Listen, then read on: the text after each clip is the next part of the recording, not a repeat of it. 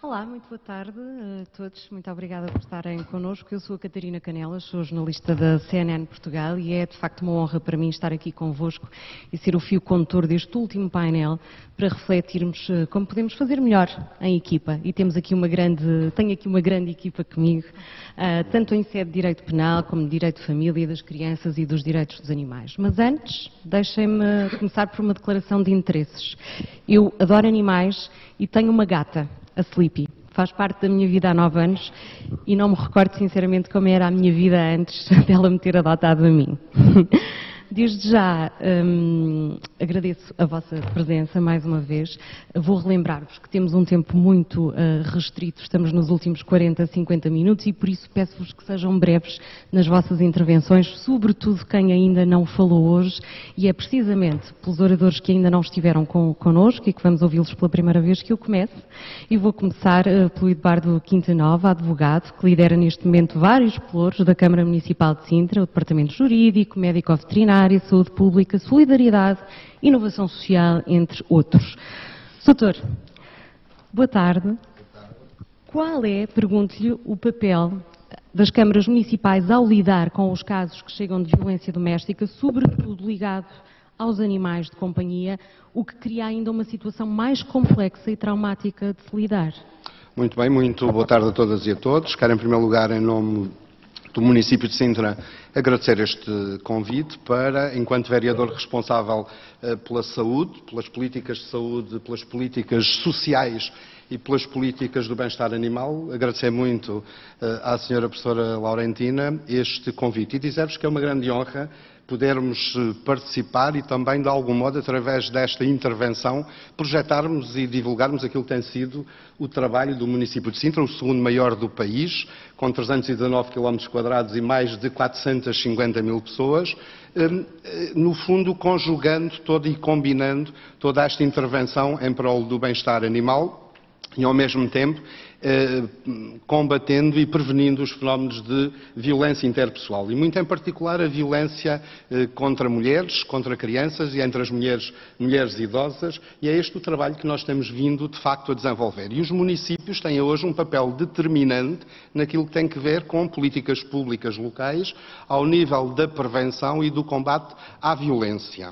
Não só violência contra pessoas, mas também violência contra animais. E esta realidade que hoje é aqui discutida é uma realidade com a qual os municípios se confrontam todos os dias. E é por isso que nós temos procurado, através de um conjunto de políticas públicas, também contrariar esta tendência, não só de fenómenos de violência doméstica, muito em particular, mas também associados aos fenómenos de violência doméstica, a violência contra animais.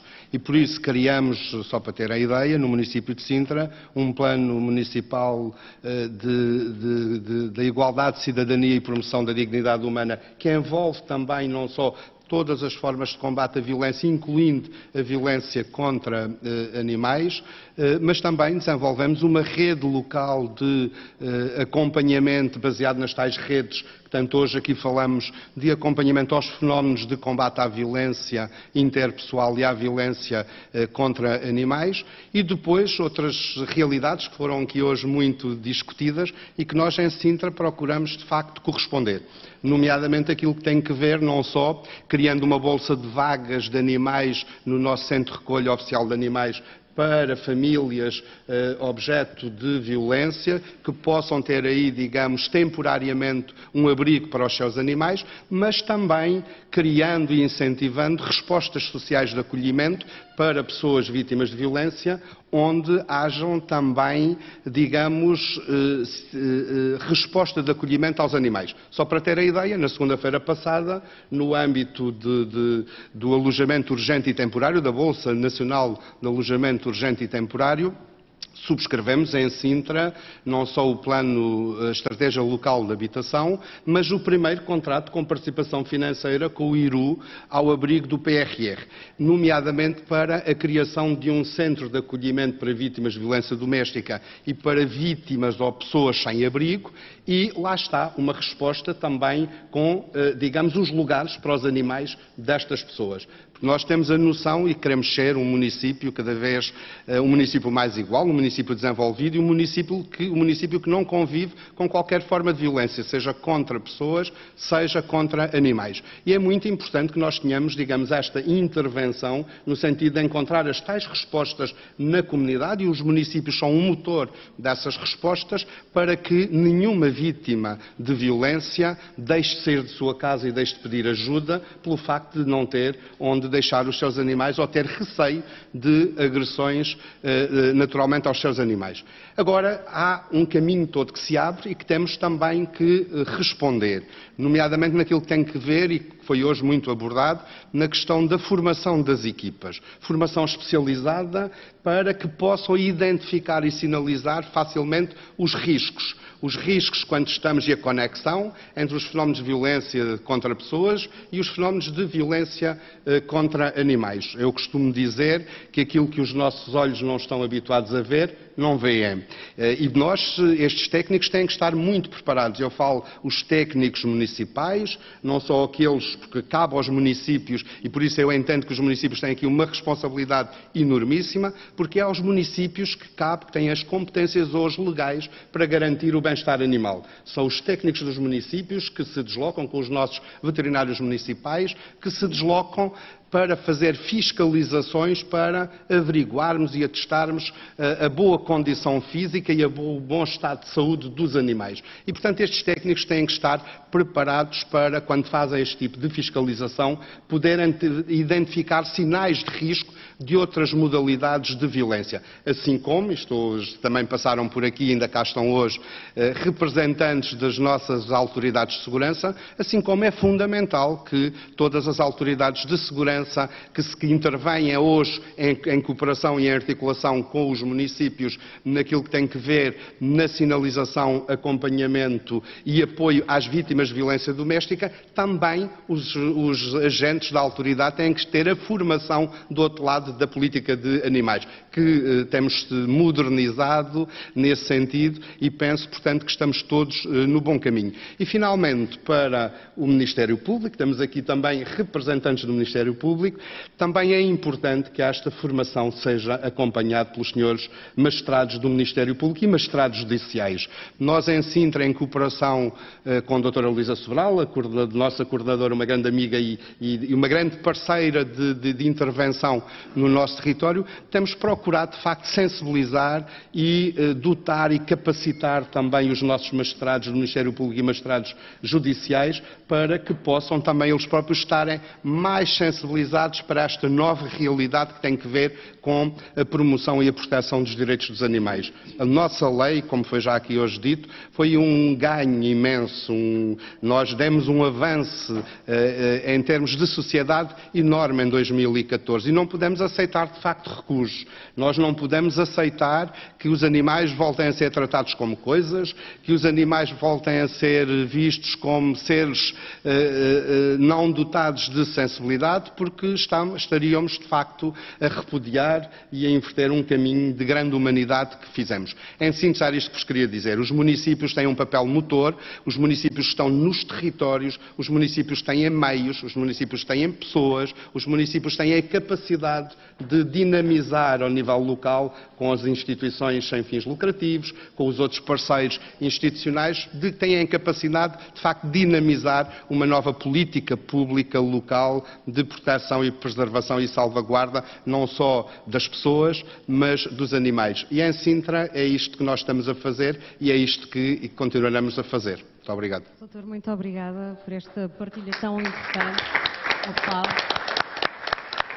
Eu vou passar agora a palavra, vamos querer ouvir a Ana Caldeira, médica, faz parte há vários anos do Núcleo Hospitalar de Apoio a Crianças e Jovens em Risco do Hospital de São Francisco Xavier. Doutora, gostava que partilhasse a sua experiência connosco, do que fazem e nos deixasse também os alertas mais importantes para estes casos de flagelo que vos aparecem mais do que aquilo que era suposto, infelizmente. Não sei se está ligado. Está. Não é? Estão a ouvir. Em primeiro lugar, queria agradecer o convite. É de facto uma honra estar aqui e é um privilégio poder estar a assistir também a esta conferência sobre um tema que para mim é completamente novo. Não é surpreendente, tudo isto faz muito sentido. Eu já trabalho na área dos maus-tratos a crianças há algum tempo, mas de facto nunca tinha ouvido falar sobre esta ligação e acho que é importantíssimo e muitos parabéns mesmo por esta iniciativa. Então eu queria só explicar mais ou menos. Eu sou pediatra, faço parte do Núcleo Hospitalar de Apoio à Criança e Jovem em Risco já há alguns anos. Estes núcleos começaram por aparecer de uma forma, sim, meio informal. Eu trabalho no Hospital de São Francisco Xavier e no meu hospital começou por surgir no final dos anos 80, que foi, eu penso que isto terá sido logo no início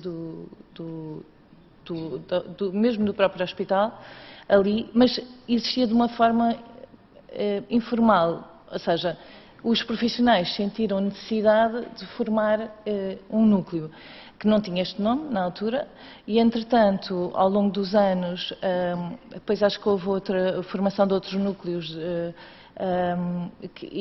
mas a formação dos núcleos como eles existem hoje surgiu mais ou menos em 2006, 2007. Isto foi uma ação da saúde, da Direção-Geral de Saúde, e neste momento existem núcleos de apoio à criança e jovem em risco nos hospitais e nos centros de saúde. Estes núcleos são multidisciplinares. O nosso núcleo é formado por um médico pediatra, um psicólogo, uma assistente social e uma enfermeira. O que é que acontece? Os núcleos de apoio à criança e jovem em risco fazem parte de uma pirâmide do sistema de proteção às crianças e aos jovens que tem na base as instituições de saúde, da educação e do serviço social e que são entidades com competências em matéria de infância e juventude. Depois, no sistema de proteção das crianças, a seguir temos as comissões de proteção de crianças e jovens e no topo da pirâmide temos os tribunais. O que é que acontece? Nós na base da pirâmide, nós, saúde e educação, enfim, nós temos a obrigação da detecção dos casos de maus-tratos, mas temos ainda mais, talvez, a vontade, não é a vontade, nós atuamos sobretudo em situações em que queremos prevenir a ocorrência dos maus-tratos, portanto, na detecção das situações de risco, exatamente. Pronto, claro que temos situações que nos chegam, sobretudo pelas portas dos serviços de urgência no hospital, temos situações de maus-tratos, mas o grosso do que nós trabalhamos na saúde são situações em que nós pretendemos prevenir e, portanto, temos de estar atentos às situações, aos fatores de risco. E nesse aspecto, de facto, como disse um palestrante anterior, isso é uma coisa que eu vou levar para a minha casa, o que nós estivemos aqui a falar. O que tiveram a falar, eu estive a ouvir, que só estou a falar agora. Mas porque, de facto, nestes anos em que eu estou a trabalhar nisto, eu tive poucas situações em que me foram descritas situações de maus-tratos a animais ou esta ligação com os animais. E, provavelmente, de certeza que ela existe, só que nós não a procuramos, não é? E de facto, eu vou levar isto para mim, e vou levar isto para a minha instituição e vou levar isto para as instituições com quem trabalhamos, porque isto é uma rede, nos humanos essa rede já está bastante mais organizada, não é, do que está nos animais, mas de facto isto é importantíssimo e eu só hoje é que percebi que isto pode estar debaixo dos meus olhos.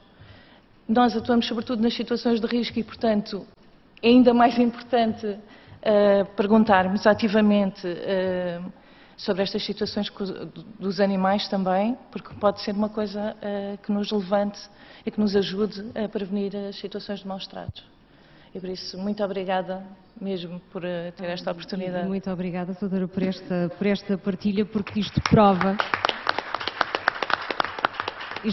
que, de facto, estes encontros são fundamentais, são cada vez mais urgentes e de hoje já vão ser aqui colhidos muitos frutos e tenho a certeza que vai olhar para si, para o seu serviço e para quem lhe chega com outra sensibilidade. Eu agora falaria com o Ricardo Lobo, da Autoridade Médico-Veterinária Municipal.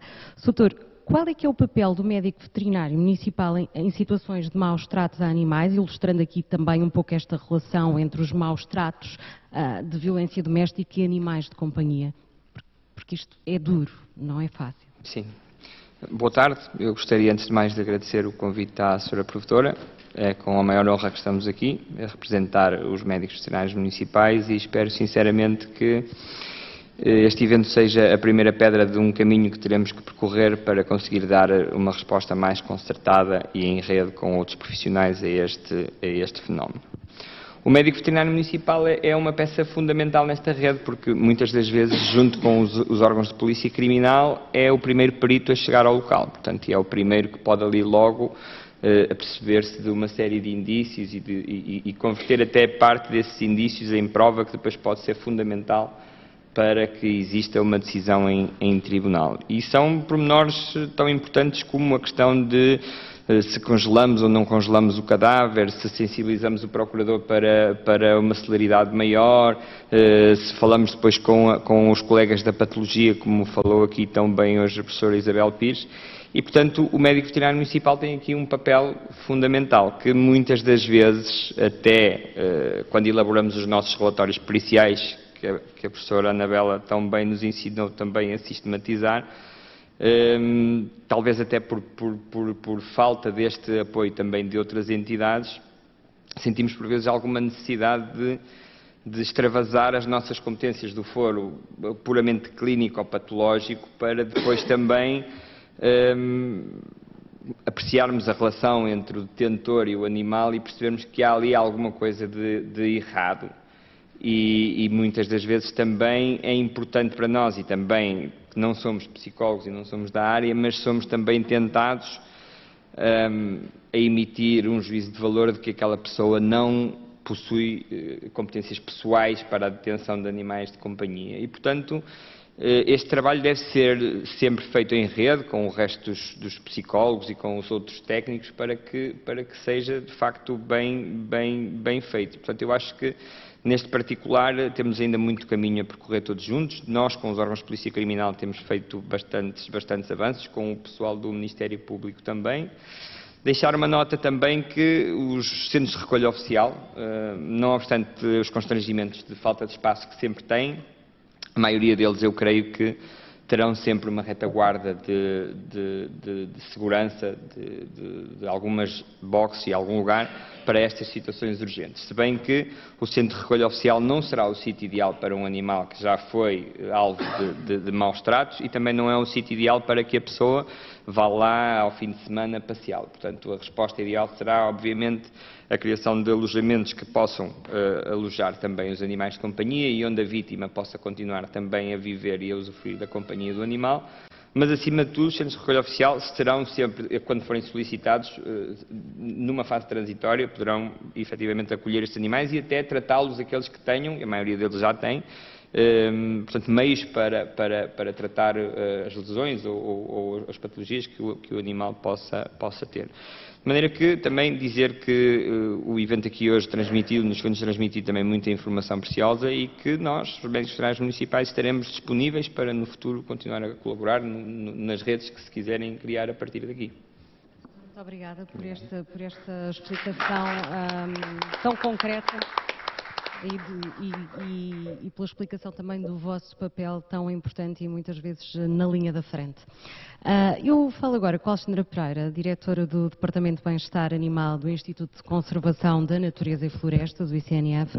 Doutora, O Governo passou a tutela dos animais de companhia da DGAV para o ICNF.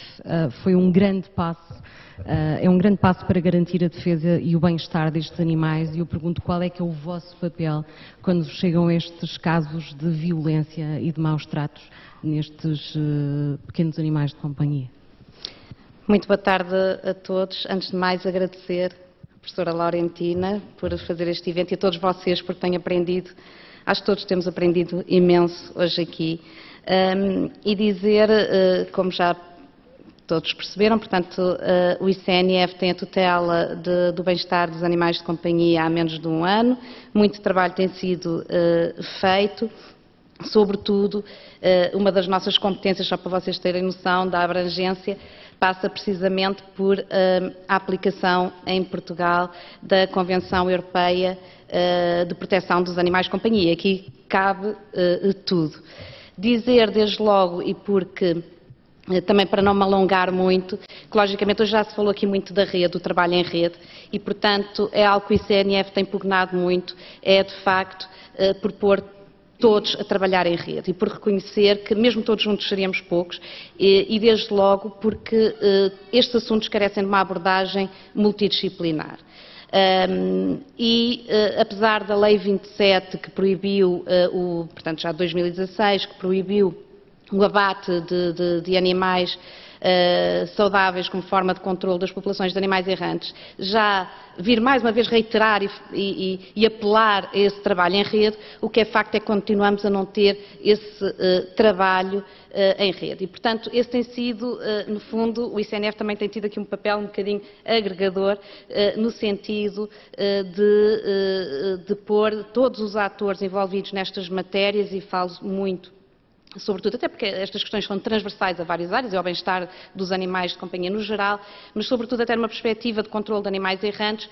Portanto, muito o papel do ICNF tem sido no sentido de capacitar, formar todos aqueles que podem fazer parte desta rede. E aqui eu dava-vos só alguns exemplos. Por exemplo, enquanto, por exemplo, as associações de proteção do ambiente estão reunidas numa só entidade, na CPAD, e portanto falam numa só voz, e é relativamente fácil colocar, portanto, essas associações a participar nas políticas públicas. Nós temos essa dificuldade com as associações zoófilas, que, como sabemos, muitas vezes estão na primeira linha nestas matérias e, portanto, temos muita dificuldade na participação das associações zoófilas nas políticas públicas. E, portanto, desde logo, um dos objetivos do ICNF foi, até porque faz parte de uma resolução do Conselho de Ministros de 2021, que criou o Programa Nacional para os Animais de Companhia, precisamente o registro e a participação das associações zoófilas nas políticas públicas. Ou seja, nós não sabemos quantas associações zoófilas existem, não sabemos o seu modus operandi, portanto, como é que funcionam e de que forma, e de facto são um contributo tão valioso, e por vezes temos a solução ali ao lado ou em frente a nós, e de facto desconhecemos muito o trabalho, e isso leva a que depois também não tenham o devido apoio que deveriam ter nestas matérias. E, portanto, muito do nosso trabalho, lá está, passa por capacitar as associações zoófilas não só ao nível de apoios financeiros, ao nível para se poderem dotar dos alojamentos, etc., mas também da formação e da sua participação nestas políticas públicas. Também de todos os outros atores, nós temos um plano de formação criado para todos aqueles que intervêm nestas matérias. Vamos começar já este ano com os médicos veterinários municipais, como também já percebemos, estão na primeira linha no que diz respeito ao bem-estar dos animais de companhia, e, portanto, este ano iniciaremos já a formação dos médicos veterinários municipais, mas a ideia é, de facto, estender a todos os outros, e temos participado em ações de formação, mesmo com o CEPNA, etc., temos participado em várias ações de formação, sempre com este intuito de colocar toda a gente a funcionar em rede. E depois envolver também a comunidade, porque não é só falarmos em médicos veterinários municipais, associações zoófilas, entidades competentes, organizações não governamentais, toda a comunidade. E nesse sentido, de facto, muitas vezes verificamos que há um potencial enorme, e hoje estamos a falar sobretudo de violência doméstica. Por exemplo, ainda não falámos aqui hoje da possibilidade, ao invés dos animais irem para um centro de recolha oficial, que tal como o meu colega Ricardo disse muito bem, não são, muitas vezes, o local ideal para estes animais e, portanto, temos muitas vezes um potencial enorme ao nível, por exemplo, das famílias de acolhimento temporário, mas que não é um conceito que esteja criado, nem tampouco regulado ao nível da legislação. É um conceito que muitas vezes é mencionado, inclusivamente pelo Ministério Público, quando o animal vai como fiel depositário para uma família de acolhimento temporário, mas, na realidade, o conceito não existe sequer, não está previsto na lei. E, portanto, isso é algo que também estamos a trabalhar, portanto, para além da revisão de toda a legislação que existe e a harmonização de toda a legislação, estamos também a trabalhar nesse envolvimento de toda a comunidade. Depois, dizer-vos que especificamente sobre esta matéria e sobre os animais detidos por pessoas em situação de especial vulnerabilidade, foi aprovado pelo Conselho Diretivo do ICNF em fevereiro um grupo de trabalho que envolve, portanto, organizações não governamentais e governamentais, as entidades competentes, sobretudo das áreas da ação social, médicos veterinários municipais, associações de proteção animal e organizações de proteção das vítimas, no sentido de criar mecanismos de resposta e criar ferramentas, desde o apoio alimentar aos cuidados médico-veterinários dos animais, das necessidades de alojamento e, portanto, que é um grupo de trabalho que vai interagir com outros grupos, com vista outros grupos de trabalho, também eles, com vista a desenhar uma série de soluções para fazer face a muito daquilo que hoje estivemos aqui a falar. Só dar também uma breve nota que este grupo de trabalho veio muito na sequência e deparámos com todas estas dificuldades que hoje estivemos aqui a falar, de tal trabalho em rede, de tal abordagem multidisciplinar, de algo que é muito familiar, quer dos médicos veterinários municipais, quer das associações zoófilas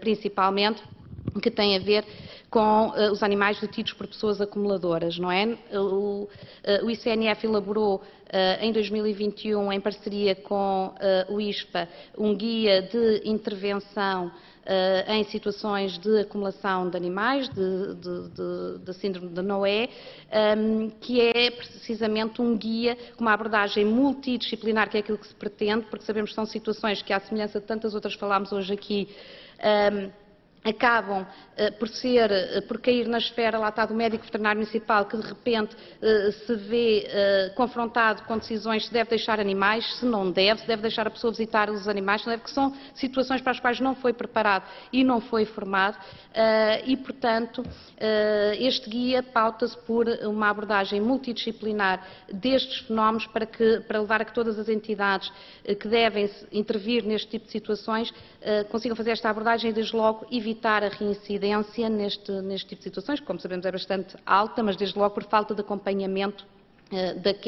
daquele detentor.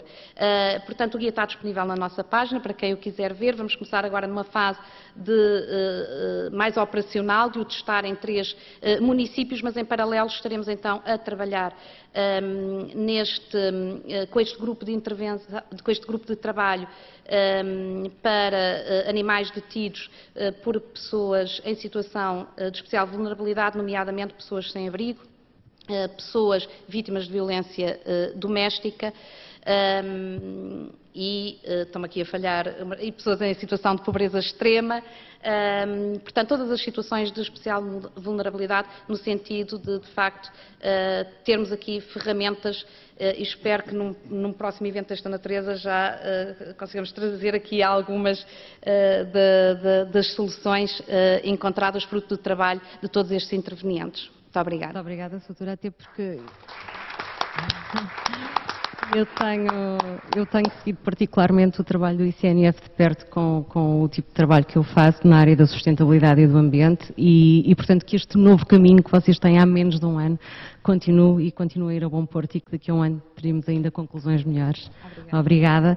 Ora, estes são o nosso leque de oradores que ainda não tinham falado hoje e eu agora irei aos nossos oradores residentes e passarei a voz ao Manuel Albano, Vice-Presidente da Comissão para a Cidadania e Igualdade de Género. Soutor, o vosso papel é importantíssimo para nos explicar padrões de violência, sobretudo quando falamos deste link entre pessoas crianças, idosos e animais.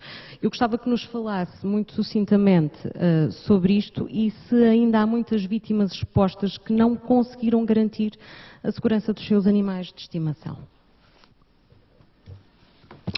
Bom, obrigado pela questão. Eu procurei, na minha intervenção, dar alguma resposta a isso. O Daniel, ainda mais com propriedade, e penso que a Sofia, durante a manhã, falou amplamente sobre isto, do ponto de vista daquilo que é a literatura. Bom, a SIG é o organismo responsável pela coordenação da rede enquanto um todo, da rede de intervenção, de todas as organizações, nos termos da lei, que elaboram na área da violência doméstica e na proteção e apoio às vítimas, concretamente na área da violência doméstica, portanto, e procura aqui, com estas organizações, efetuar um trabalho de construção e de co-construção de um conjunto de instrumentos de validação e de intervenção. Este é o nosso papel essencial e, portanto, mas não fugindo à sua questão, todos nós sabemos a relação que existe e que pode existir entre a violência doméstica, uma vítima, e a violência contra os animais, e que esta relação é em muitos casos, e aqui foram apresentados vários exemplos de situações em que o animal foi utilizado e foi agredido e foi violentado de forma a coartar a capacidade de autonomização da vítima, da sua autocapacidade para sair perante a ameaça, porque, como também aqui já hoje foi dito, o animal é parte integrante do agregado familiar e estas pessoas assumem como tal, e fazendo com que muitas vezes este avanço ou este recuo, do ponto de vista da saída da relação abusiva, se possa questionar. E, portanto, aquilo e este seminário, este encontro é fundamental para se perceber que medidas é que, do ponto de vista, por um lado, em primeira linha do Estado, e já referi uma medida que a SIG, enquanto organismo responsável, com autarquias, estabeleceu o protocolo no sentido de que nos centros de recolha animal possam ter vagas específicas para acolher, procurando numa situação de segurança, e todos nós sabemos que isto não é a situação ideal, mas, por outro lado, também sabemos, uma estrutura de acolhimento com 30 vagas, se tiver 30 pessoas vítimas de violência e todas elas levarem o seu animal, coloca-se uma questão de salubridade e de saúde pública que tem que ser tida em atenção. E, por isso, o trabalho que tem que ser feito, objetivamente, foi isto que, de alguma forma, procurei transmitir na minha intervenção, é que temos que encontrar aqui, em conjunto, numa lógica de trabalho conjunto, e que o Sr. Vereador alocou e falou nesta rede necessária, de encontrarmos as melhores soluções de base territorial, de base de capacitação, envolvendo as estruturas de proteção animal e as estruturas de apoio à vítima relativamente a esta situação. Fico muito contente que o ICNF tenha este grupo de trabalho. Esperemos ser convidados para fazer parte dele. Deixo já a disponibilidade da SIG, enquanto coordenadora destas matérias na área do apoio à vítima, para que possa fazer parte do mesmo. Tomamos nota. Muito bem. Terei todo o gosto em participarmos, para que se haja esta co-construção. E procurando terminar, até porque eu ainda vou para o Porto, mas não há problema nenhum, só dar uma nota, a Sofia já saiu, só dar uma nota que me parece importante. É importante, e aquilo que a Alexandra disse, que os interlocutores sejam validados. Isto é essencial para garantir objetivamente a qualidade da resposta. E, portanto, disse na minha intervenção, na violência doméstica nós trabalhamos com voluntários do ponto de vista de trabalho, mas trabalhamos com voluntariado profissional. Não trabalhamos numa lógica, permita uma expressão, com todo o respeito por quem a faz, de caridade. Portanto, aqui também temos que ter esta noção, que avançarmos desta forma, e parece-me que é o caminho, temos que ter capacitação integral e comum de ambas as partes e validade, quando tem competência para a validar. E isto é essencial para garantir a qualidade da intervenção, a qualidade dos serviços prestados e, acima de tudo, a garantir a melhor qualidade e evitar processos de revitimização, quer dos animais, quer das pessoas. Portanto, este é o trabalho que procuramos fazer em conjunto. A APAV aqui representa uma destas organizações, mas que procuramos co-construir neste caminho. E muito obrigada por este esclarecimento, mais uma vez, Manuel Albani, e é precisamente com o Daniel Coutrinho que vou falar agora, porque o Manuel Albani já aqui focou aspectos essenciais, mas sendo da APAV e, obviamente, apoiar as vítimas de crime, os animais, as famílias, os amigos, prestando-lhes esse serviço de qualidade, gratuito e confidencial, que é muito importante. Vocês trabalham também multidisciplinarmente. O que ainda é necessário para atuar bem desta forma tão complexa, além do que o Manuel Albani já referiu agora? E estão estes centros de acolhimento já todos preparados para receber estas famílias com animais? O que ainda falta? O que é mais urgente, por assim dizer, para sermos mais sucintos? Daniel, muito obrigada. Já está. Não se simulou. Já. Fez-me uma pergunta bem malandra, não é? Portanto, quero que eu seja sucinto. Só dizer também ao ICNF que a APAV está disponível, enquanto a ONG também, para colaborar. Vai daqui com uma data com uma série de gente para trabalhar. Portanto, já lá estamos. Pronto. Malandramente muito importante, vocês fazem um trabalho inexcedível. Ok. Ora, relativamente à questão que fez de se estes centros de acolhimento já estão. Não estão. Como não estão preparados, se me perdoam, a ligeireza e a leveza da resposta, como não estão preparados para receber mulheres idosas ou homens idosos com problemas de locomoção, como não estão preparados para receber mulheres ou homens ou crianças invisuais. Pronto. Indo diretamente aos animais, os animais levantam-nos, desde há muitos anos, este tipo de questões e há uma necessidade, obviamente, de preparar e adaptar estes espaços. Temos de ter atenção que as casas de abrigo, as vagas de emergência, são geridas por organizações da sociedade civil, mas são comparticipadas pela Segurança Social. Portanto, temos aqui um outro parceiro que tem que ser chamado, se quisermos, à mesa para discutir e debater este tema, não é? Porque é preciso fazer as devidas adaptações destes espaços para isto. 2, manter um animal, seja ele qual for, e aqui vamos só pensar nos habituais, no cão e no gato, pronto, não vamos pensar noutros, custam, obviamente, têm custos. E uma casa-abrigo ou uma casa-de-abrigo é uma resposta que, de alguma forma, acomoda as pessoas e gere e paga, falando a merceeiro, todas as despesas inerentes a esta pessoa. Olhando para o animal como se deve olhar, como elemento do agregado familiar, então os acordos de cooperação da Segurança Social têm que ser revistos para acolher mais um elemento. Portanto, há aqui um conjunto de questões. Depois tem estas questões que o Manuel já referiu, que também são questões que colocamos de salubridade para os próprios espaços. Nem todos os equipamentos de acolhimento em Portugal têm espaço aberto, externo, ao ar livre, para podermos acolher animais. Depois nós temos, para além das pessoas que ali residem, problemas de alergias, de saúde, uma série de questões, com crianças e com jovens. Exatamente. Também temos que pensar nas próprias equipas técnicas. Eu enquanto coordenador de respostas de acolhimento, há 5 a 6 anos atrás, fiz um levantamento com as poucas pessoas das estruturas de acolhimento que gerimos, para perceber isto.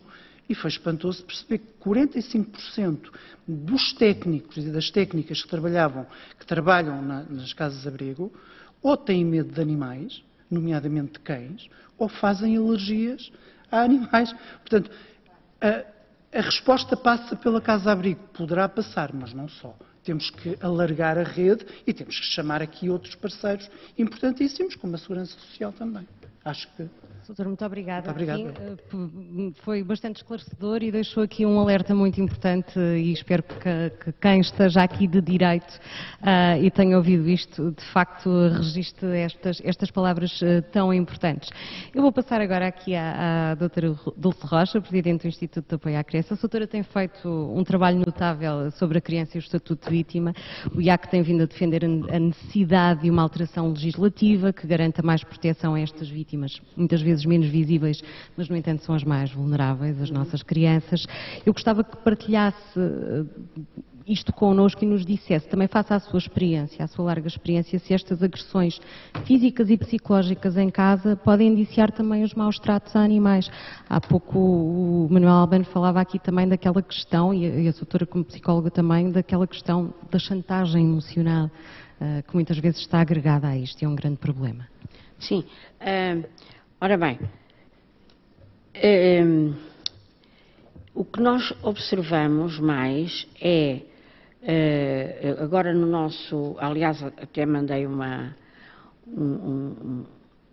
chamada para, não é, uma mensagem para o Dr. Manuel Coutinho, ele sim, que é o coordenador do SOS Criança e é psicólogo. Eu sou jurista, mas vou sabendo umas coisinhas. Sim, mas está muito dentro, doutora. Mas perguntei-lhe se tinha havido ultimamente mais chamadas com essa menção da questão dos animais, não é? E o que ele me diz é que não tem sido, portanto, a grande preocupação durante a pandemia foram os avós, aquela ansiedade, os meninos muitas vezes estavam habituados a ficar com os avós e agora proibiam-nos de estar com os avós, portanto havia uma grande ansiedade, talvez até porque eram mais defendidos pelos avós, não é? Começou a haver a sensação de que eles se sentiam desprotegidos também, porque não iam à escola, e estavam ali numa situação em que não podiam confidenciar nada, não é? E estávamos muito receosos, designadamente sobre a questão do abuso sexual. Portanto, essa questão dos maus tratos a animais não nos foi reportada.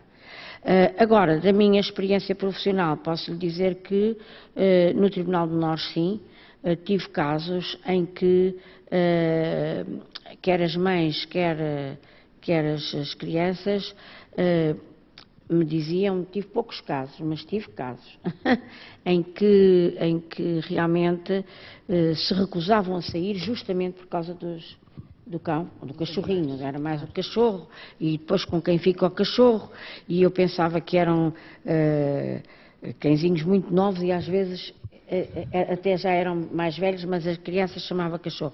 E realmente é uma preocupação que têm, não é? Até as próprias crianças sentem que têm que defender o seu animal, não é? E depois íamos a ver, e já tinha havido ameaças. Nós, em Portugal, temos um estudo que só vai terminar em setembro de 2020, em setembro deste ano, está a ser levado a cabo na Universidade de Coimbra, sobre esta questão dos maus tratos a animais e da ligação aos maus tratos. Será pioneiro esse estudo? Creio que sim, porque já houve um artigo muito interessante em 2008, 2009, antes da lei dos maus tratos a animais, um artigo muito interessante que falava dos assassinos em série, falava dos crimes muito violentos e que fazia referência a presos que tinham confidenciado, porque muitas vezes nesses estudos eles conseguem obter o anonimato e só com essa confidencialidade é que se abrem, não é? Mas esse artigo não mencionava ainda estudos portugueses, mas em breve teremos os resultados desse estudo. Agora, o IAC tem a linha telefónica, onde muitas vezes as pessoas recorrem com as suas confidências, não é? Onde eu já estive, já fiz um trabalho convosco. Exato. Sei bem o trabalho incrível que vocês muito têm obrigada. feito e como vocês e os vossos funcionários e colaboradores se empenham. Eu agora daria a palavra ao Bruno Branco.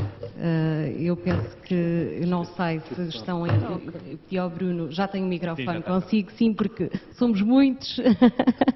O Bruno, Comissário da Polícia de Segurança Pública e Coordenador do Programa de Defesa de Animal da PSP. Sr. Comissário, somos cada vez mais confrontados com casos, até nas notícias, com casos chocantes de abuso e maus tratos aos animais domésticos. Eu, como jornalista, tenho visto muito isso. Como é que, por parte de que, como aliás, e por parte de quem vos chegam as denúncias e qual é o vosso primeiro papel de atuação nestes casos? Boa tarde outra vez. As denúncias que nos têm chegado ao Programa de Defesa Animal, em grande maioria, chegam-nos via e-mail. Essa tem sido a grande fonte de denúncia. Também porque é aquela fonte que mais facilmente garante o anonimato ao denunciante. Temos constatado que grande parte das denúncias que nos chegam-nos por parte ou de vizinhos com medo de represálias ou do próprio agregado familiar, nomeadamente quando há situação de litígio entre famílias, e isso é uma fonte que garante o anonimato por si. Inventam um e-mail e denunciam um crime de maus tratos a animal de companhia. Aquilo que fazemos, e na minha exposição tentei sistematizá-lo, é fazer uma pequena triagem rápida para tentar perceber qual é a gravidade da denúncia, e muitas das vezes com os factos que nos chegam, ou via fotográfico ou via vídeo, que nos remetem por e-mail, conseguimos logo perceber qual é a gravidade e atuar consoante a gravidade com os nossos níveis de intervenção. Casos graves, rapidamente as equipas de proteção ambiental e o próprio carro de patrulha avança para o local. Se forem situações que possam ser estudadas em termos históricos, fazemos uma triagem com outros processos que possam haver e avançamos ou com o médico veterinário ou, independentemente do caso, conseguimos fazer aqui esta conexão. Sr. Comissário, eu pergunto-lhe só uma resposta sim ou não, mas têm sentido mais sensibilidade por parte da sociedade civil e têm recebido mais denúncias, por exemplo, nos últimos 2 anos, e estamos a falar sobretudo porque as pessoas estiveram em casa em pandemia e provavelmente aperceberam-se de situações das quais antes não tinham conhecimento ou não se conseguiam aperceber? O aumento nos anos de pandemia não foi significativo. Temos sim um aumento desde o início do projeto em 2015, tem sido anualmente, temos conseguido, tendo a haver um aumento de denúncias no nosso projeto, sim. Muito obrigada, um aplauso para o Sr. Comissário. Vamos agora, peço-lhe precisamente que passe ao seu lado, temos o Tenente Coronel Ricardo Vaz Alves, do Comando-Geral da GNR de Lisboa e chefe da Divisão de Natureza e Ambiente e Direção da Proteção de Natureza e Ambiente. Sr. Tenente Coronel, boa tarde. Eu gostava que nos desse alguns exemplos mais concretos, de casos mais concretos que vos chegam da violência dos animais e que nos explicasse também a vossa forma de atuação. Tivemos aqui o exemplo do Comissário, agora gostava de o ouvir assim. Ok, muito boa tarde. Eu prometo que vou facilitar a vida da moderadora e também dos restantes resistentes que ainda continuam aqui. De facto, existem por vezes relatos chocantes, mais do que os relatos, as próprias imagens transmitem aquilo que são, eu diria, os horrores que vão circulando. Não vou aqui enunciar casos ou inúmeros casos, mas eu recordo particularmente uma situação em que um cão foi abandonado numa varanda.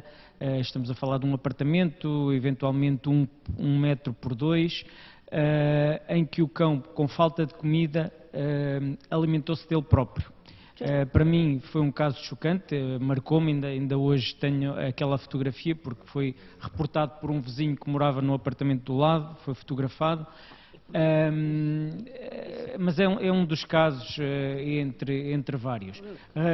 Mudando de capítulo e passando agora para a parte boa, no fundo, em termos de intervenção, tal e qual como foi dito ao longo do dia, fomos melhorando os procedimentos, fomos aprendendo, fomos recebendo inputs que para nós são necessários, seja de associações zoófilas, seja de outros elementos de sociedade civil, seja de instituições públicas, que nos permitiu, por exemplo, e eu dava aqui apenas 2 tópicos daquilo que foi a melhoria significativa. O primeiro, e foi ali elencado, tem a ver com a cadeia de custódia e a selagem das provas. Era algo que, por nós, muitas vezes era descurado.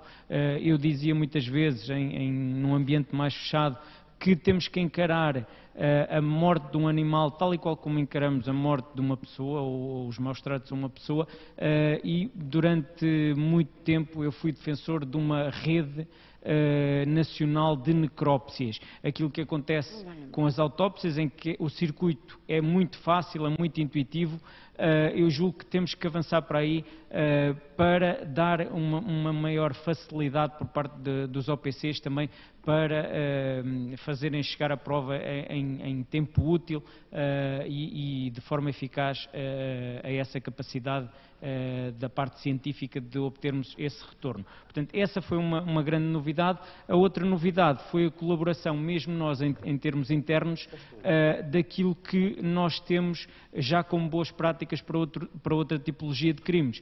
Por exemplo, no caso, não vou ao excesso do homicídio, mas, por exemplo, no caso de um simples furto, em que há necessidade de recolher prova fotográfica, prova testemunhal, e todos esses passos foram transportados precisamente para a área dos animais de companhia, o que aportou uma grande relevância em termos de processo.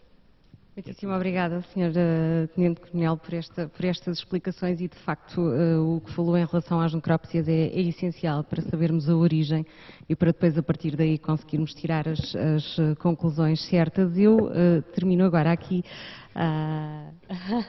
Eu pensei que se esquecia de mim, mas não consegui. A exploradora que está aqui ao meu lado, Eunice Marcelino, Procuradora do Ministério Público. Soutora. Apoio à vítima agora, neste momento preciso. Há uma relação entre a violência doméstica e os maus tratos de animais, já se debateu isto hoje aqui, mas há muitas dúvidas que eu tenho e que a sociedade civil tem, porque também nos chegam muitas destas questões, muitas vezes lá à redação, pelas pessoas, que é, se estará esta relação, e precisava de saber se estará esta relação refletida na atual legislação em vigor, e que dificuldades é que as autoridades judiciais enfrentam na proteção a estas vítimas com animais, e qual a punição para estes maus tratos. Eu lembro, por exemplo, agora em Espanha, os animais de companhia já são legalmente membros da família. Como é que nós estamos aqui em Portugal? Nós aqui em Portugal estamos, como já foi várias vezes aqui referido, demos muitos passos em frente e estamos a dar agora muitos passos atrás. A moldura penal que ainda existe e que foi há pouco tempo até aumentada, continua a ser, em abstrato, alguém que possa cometer um crime de maus tratos contra animais. A pena máxima é sempre menor do que a de um dano, ou seja, de alguém que destrói um objeto, o que nunca fez sentido e agora ainda menos, não é? Porque mesmo no caso de uma morte de um animal, isso sucede. Não há, infelizmente, estatísticas, não há dados estatísticos, embora o Ministério Público privilegie a estatística, neste momento não trata esses dados em termos, e só o Ministério da Justiça pode fazer, claro, em saber quantas condenações, sendo certo que, tal como na maioria dos outros crimes, a maior parte dos processos serão arquivados, muitas vezes por falta de identidade do agressor, muitas vezes por falta de prova, a maior parte deles, e mesmo os que chegam a julgamento, que é a fase do processo que eu neste momento exerço e acompanho, também nessa fase se vai esfumando um efeito funil, e muito poucos serão creio eu, neste momento, atrevo-me a dizer, poucas as condenações por este tipo de crime, embora, por causa dessa moldura ser assim, se privilegie, e há diretivas superiores nesse sentido, se privilegia de tal forma que a professora Justina há pouco dizia que era uma sentença bonita, mas não era uma suspensão provisória do processo. Era um instituto em que o processo de inquérito fica suspenso na condição do arguido cumprir determinada injunção, e se cumprir, o processo será arquivado e não haverá nunca registro criminal. Portanto, neste momento, digamos que estamos um pouquinho em fase de retrocesso.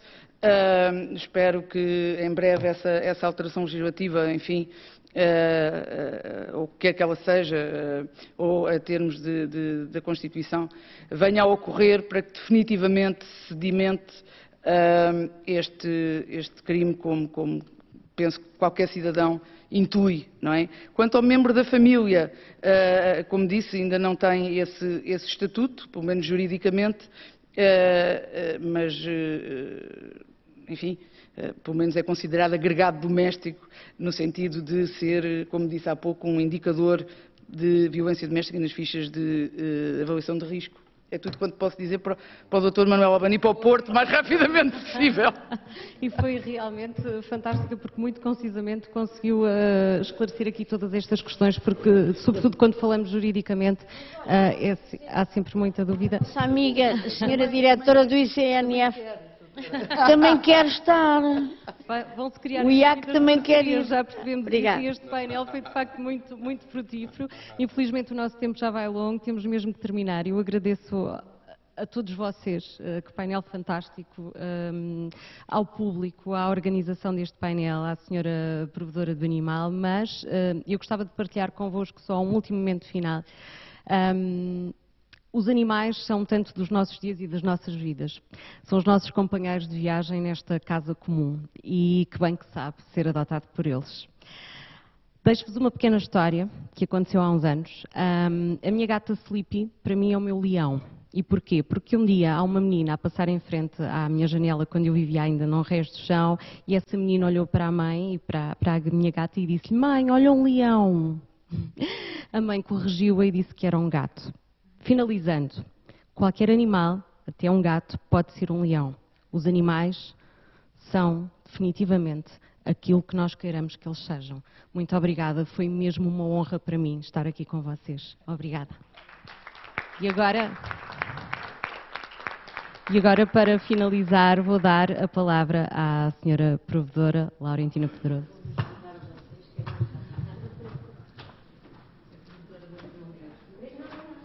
Ah, tem aqui. É mais rápido, é mais fácil, porque vai ser só um momento de despedida.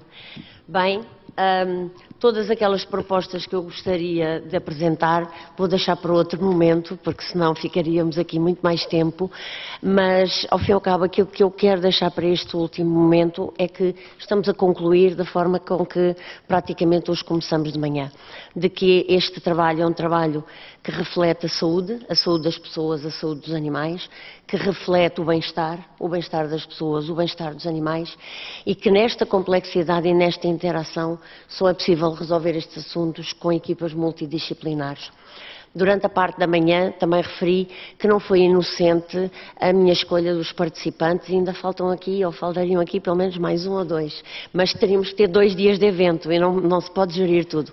Mas, de alguma forma, para dizer que, como eu disse, não foi inocente esta escolha, porque na realidade a provedora também pensa em constituir estas equipas com outros objetivos e com outros formatos, com certeza, diferentes do ICNF, mas sempre com o ICNF, que é a tutela dos animais de companhia, com a DGAV, quando se for a situação de animais e de espécies pecuárias, e, portanto, estará aqui para todas estas ligações.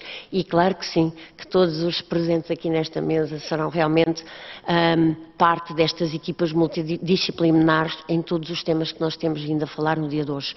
Agradecer muito do coração a vossa participação, os vossos contributos, aos palestrantes, aos moderadores e a todos aqueles que estiveram connosco na parte da manhã e na parte da tarde, presencial e em streaming, e que muitos já foram entrando e saindo. A esses todos que não nos estão a ouvir agora também neste momento, um bem-ajo e obrigada, e aos que estão, uma salva de palmas para todos eles. Obrigada.